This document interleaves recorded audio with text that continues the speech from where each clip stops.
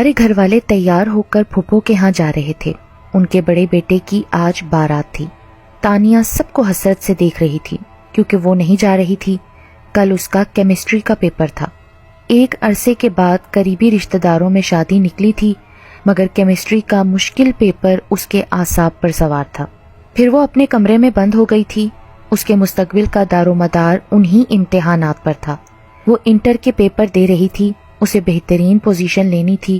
Matric میں اس کا grade اے تھا۔ فرسٹ ایئر میں اس کی پرسنٹیج اس کی توقع کے مطابق 90% تھی، تو وہ سیکنڈ ایئر کے امتحانات میں جان توڑ محنت کر رہی تھی۔ تقریباً 10:30 کا وقت ہوگا جب اس کی امی نے اس کے کمرے کا دروازہ نوک کیا۔ اس نے جلدی سے دروازہ کھولا۔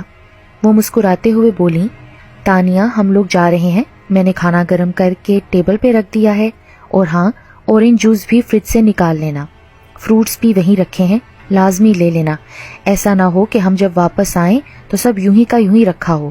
وہ اس کا گال پیار سے تھپ تھپاتے ہوئے کہہ رہی تھی، نو پرابلم مما، آپ لوگ جائیں بے فکر ہو کر، میں کھانا کھا لوں گی۔ تانیہ نے کہا، اچھا آپی اللہ حافظ۔ چمکتی دمکتی تابندہ بھی کمرے سے نکل آئی۔ اس نے شادی کے لیے بہت خوبصورت سوٹ زیبتن کیا ہوا تھا۔ اوکے اللہ حافظ، تانیہ نے مسکراتے ہوئے کہا۔ تم رہ لو گی نا اکیلے بیٹی، ڈرو گی تو نہیں؟ ماما نے پلٹ کر قدرے فکر مندی سے پوچھا۔ اپنا گھر ہے ماما، پھر ڈر کس بات کا، آپ لوگ بے فکر ہو کر جائیں، اس نے مطمئن انداز میں کہا۔ پپا نے بھی اس کے سر پر ہاتھ پھیرا۔ علی بھائی، بھابھی، ان کے دونوں بچے سب ہی شادی میں شرکت کرنے جا رہے تھے۔ تانیہ نے مسکراتے چہرے کے ساتھ سب کو خدا حافظ کہا، بیرونی گیٹ بند کیا اور اندر آ گئی۔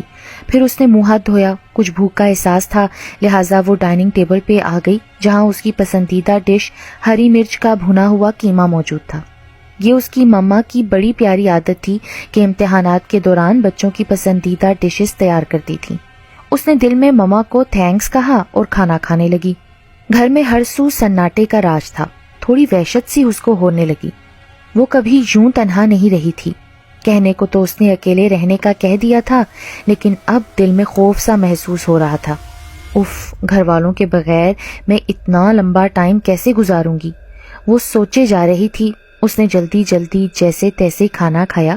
ابھی وہ ہاٹ پاٹ بند کر کے ہاتھ دھونے کے ارادے سے اٹھ ہی رہی تھی کہ لائٹ چلی گئی۔ اس کا تو دم خشک ہونے لگا، آنکھیں مارے خوف کے پھیلنے لگیں، دل تیزی سے دھڑکنے لگا۔ ہر سو خاموشی اور تاریکی نے پر پھیلا رکھے تھے۔ تانیہ ہمت کر کے باہر کی طرف آئی۔ چاند کی آخری تاریخیں تھیں، لہٰذا آسمان پر بھی چاند نظر نہیں آ رہا تھا، البتہ ستاروں کی جھلملاہٹ سے آسمان حسین لگ رہا تھا۔ اکیلے پن، اندھیرے اور خاموشی سے وہ خوفزدہ ہو رہی تھی اور اللہ سے مدد کی درخواست کر رہی تھی۔ دل میں سوچتی کہ اے اللہ، ایک تو میں اکیلی ہوں، اوپر سے لائٹ نہیں، اب پیپر کی تیاری کیسے کروں گی؟ یکایک مین گیٹ زور زور سے بجنے کی آوازیں آنے لگیں۔ وہ پوری جان سے کانپ گئی۔ اس وقت کون ہو سکتا ہے؟ وہ بڑبڑا رہی تھی اور گیٹ پوری قوت سے پیٹا جا رہا تھا۔ کون؟ اس نے ڈرتے ڈرتے پوچھا۔ دروازہ کھولو تانیہ، ہم سب واپس آ گئے ہیں۔ مما کی آواز سن کر اس کی تو جان میں جان آئی۔ اس نے جلدی سے دروازہ کھول دیا۔ باہر تمام گھر والے موجود تھے۔ وہ ایک دم ہی خوش ہو گئی۔ سب لوگ اندر آ گئے۔ اسی وقت لائٹ بھی آ گئی۔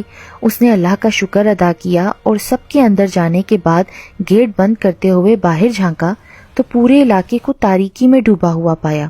اوہ، صرف ہمارے گھر کی لائٹ آئی ہے، اس نے سر جھٹک کے سوچا اور گیٹ لاک کر دیا۔ سب گھر والے لاؤنج میں بیٹھ گئے۔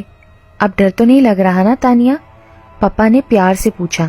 نہیں پپا، وہ آپ لوگ شادی میں نہیں گئے، وہ بولی۔ چلے جائیں گے، اب تم سکون سے اپنی پڑھائی کر لو، ماما بولی۔ چائے پیو گی آپی؟ تابندہ نے کہا۔ تانیہ اس کی آفر پر ایک دم ہی خوش ہو گئی۔ ہاں پلا دو، آخر جاگ کر پڑھنا بھی تو ہے، تانیہ نے کہا۔ میں لاتی ہوں آپی، یہ کہہ کر تابندہ چائے بنانے کچن میں چلی گئی اور تانیہ اپنے نوٹس وغیرہ اٹھا لائی۔ اچانک ہی علی بھائی اس کے برابر والے صوفے پہ آ بیٹھے۔ چلو تانیہ، میں تمہیں جلدی سے کچھ امپورٹنٹ نوٹس بتائے دیتا ہوں، علی بھائی نے گہری سنجیدگی سے کہا تو وہ حیرت سے انہیں دیکھنے لگی۔ یہ وہ علی بھائی ہیں جن سے وہ التجائیں کر کر کے تھک جاتی تھی کہ بھائی اسٹڈی میں میری ہیلپ کر دیں، لیکن مجال ہے کہ کبھی اس کی ہیلپ کی ہو، اور آج از خود اس کے پاس آ بیٹھے ہیں۔ وہ خوش ہو گئی۔ علی بھائی نے چند لمحوں میں اہم سوالات پر نہ صرف نشانات لگائے بلکہ اسے اتنے آسان طریقے سے سمجھایا کہ اسے تو سب کچھ لگا زبانی یاد ہو گیا ہے۔ اتنے میں تابندہ ایک کپ چائے لے آئی۔ تابندہ، علی بھائی، بھابھی، مما، پاپا سب چائے کے شوقین تھے۔ تابندہ، صرف ایک کپ؟ تم لوگ چائے نہیں پیو گے؟